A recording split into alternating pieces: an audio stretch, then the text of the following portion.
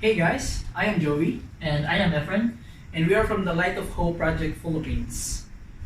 Today, we will be making a video tutorial on how to assemble the solarless solar night lamp in Abato. Circuit was designed by Engineer Ed Briseño, our grand mentor.